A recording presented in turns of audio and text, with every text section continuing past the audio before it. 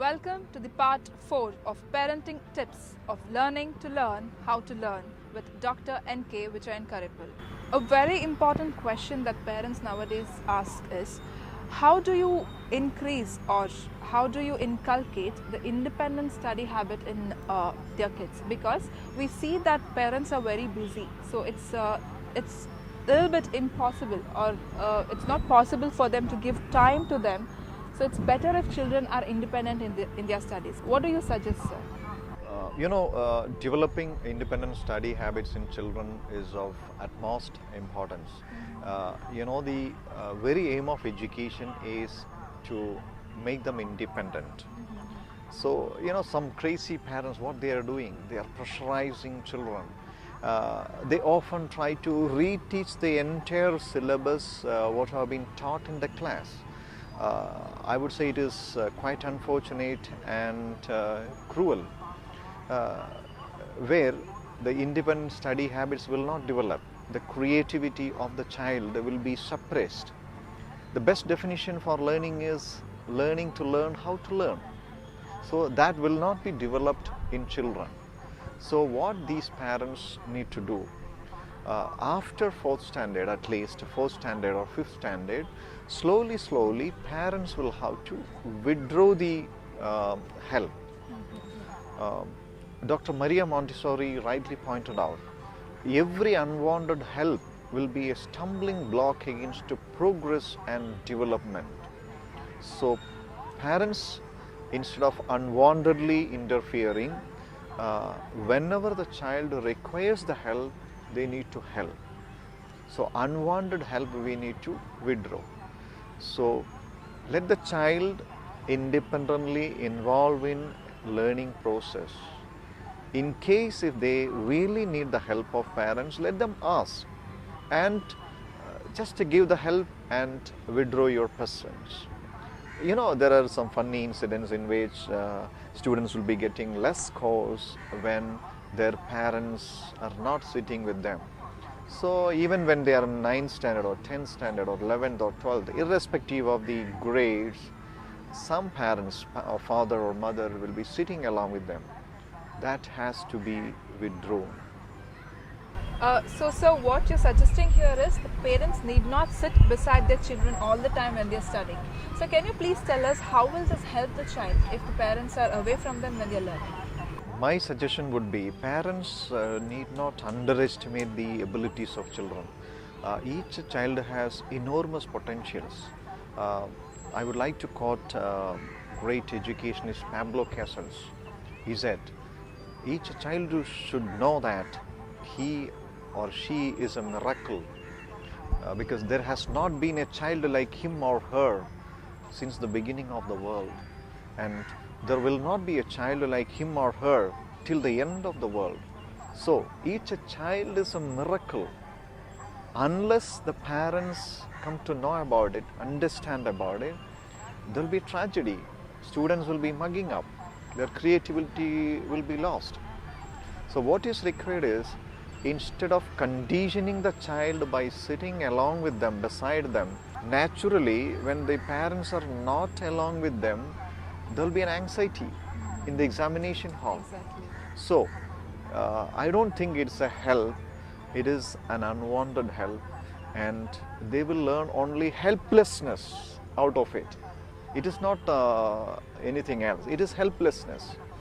So what I would suggest is, they need to monitor whether students are studying or not, whether their children are involving in independent learning. That is more than enough, so that each child will be developing in his own unique way, because each child is unique.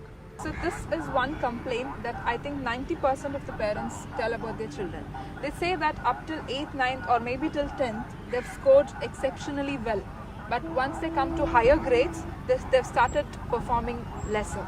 Is there any particular reason for this kind of behavior, sir? Because it's seen in most of the children.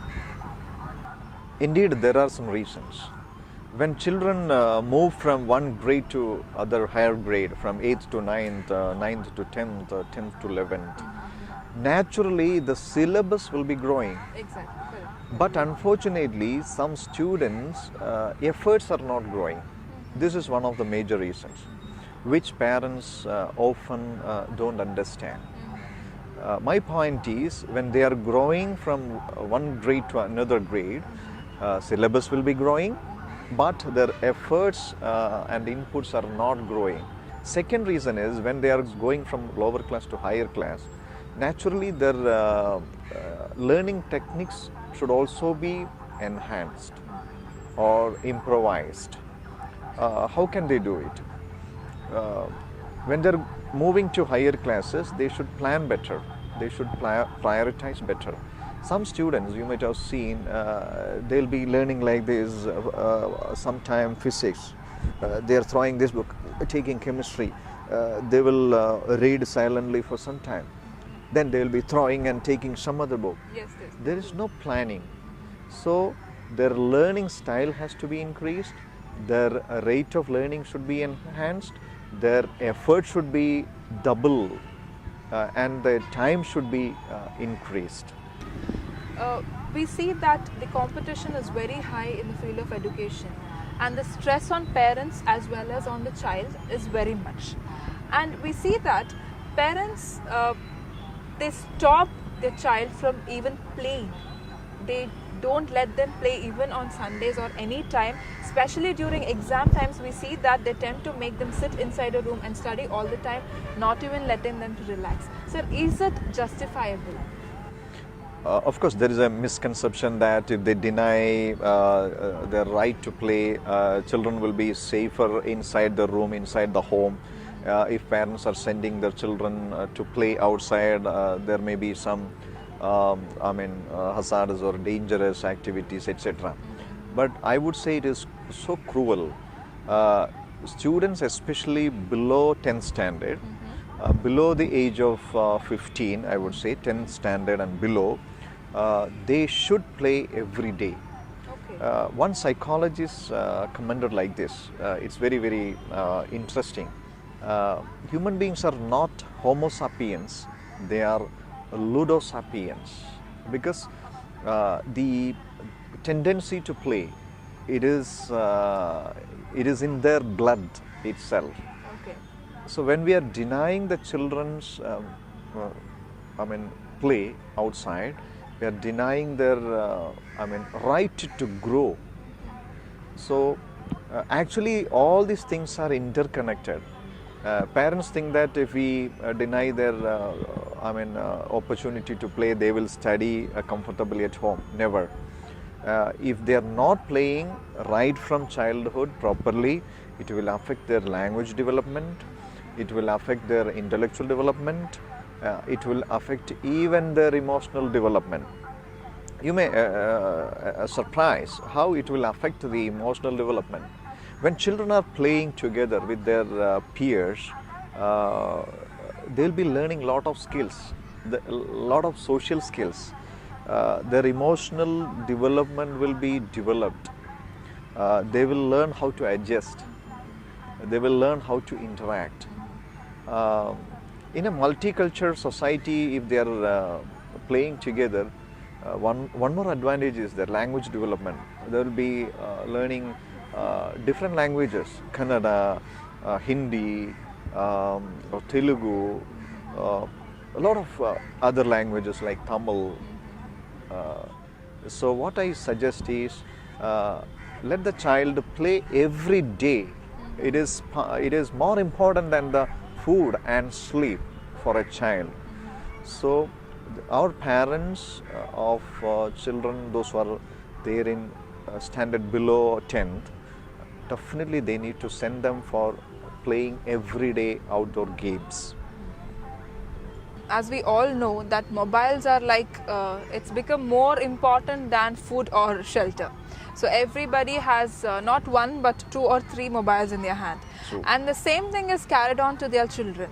We even see that some institutions, they provide tabs for children or their students so that they can refer to notes or some e-learning or something.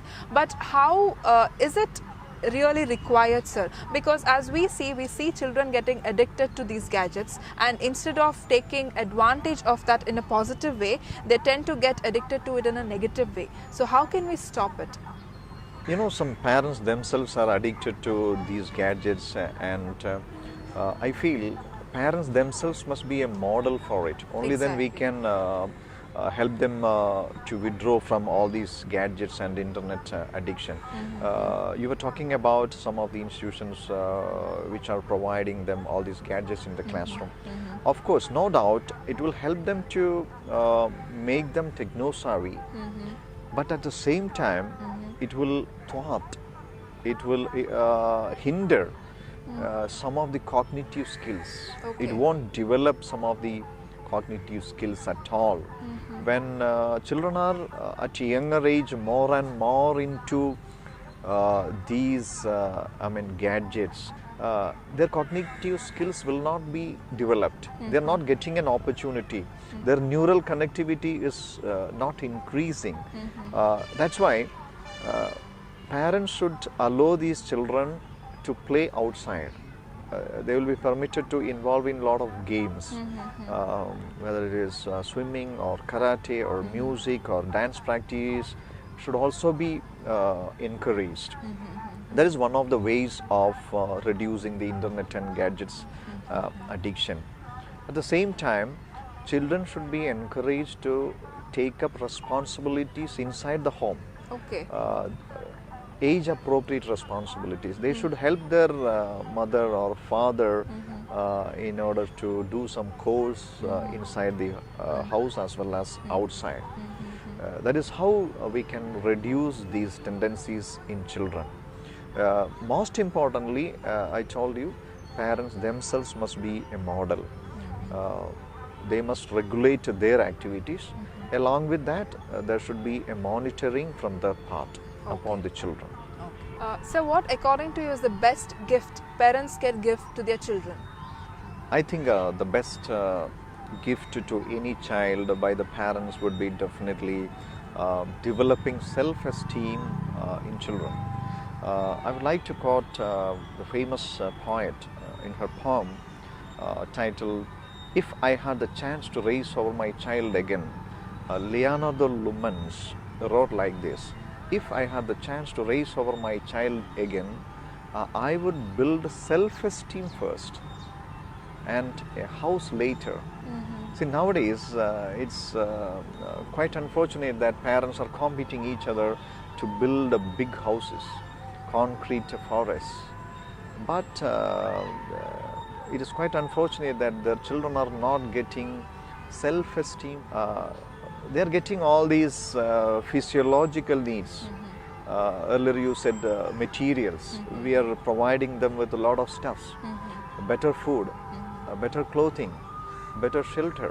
What about psychological needs such as love, safety needs? When these two parents are quarreling each other at home, the child is not getting safety needs. These children are not getting authentic affirmation of love. When they are not getting love, consideration, recognition, they will not be able to develop their self-esteem. Behind every cognitive needs, self-esteem is the most important. Parents, they are competing like anything to give their dreams to the children. Imagine if I'm a parent, I had a dream of becoming a doctor or engineer or a scientist. I was unable to realize that goal. I should not impose and indoctrinate it to my child, thinking that I was disappointed to achieve it. My child has his own dream. Exactly. So you need not give your dream to your children. You need to give your love, consideration, and all these things. I think self-esteem, as Leonardo Loomans rightly pointed out, self-esteem would be the highest gift any parent can give to their child, so that he will be able to achieve the highest self-realization. I guess that was the most beautiful point that you have told up till now, sir, because what a child actually requires is their parent, not their money or not the materials that they give. The child requires is your time, your love and your motivation. So parents, please remember your child is unique. Please like and subscribe our channel. Thank you.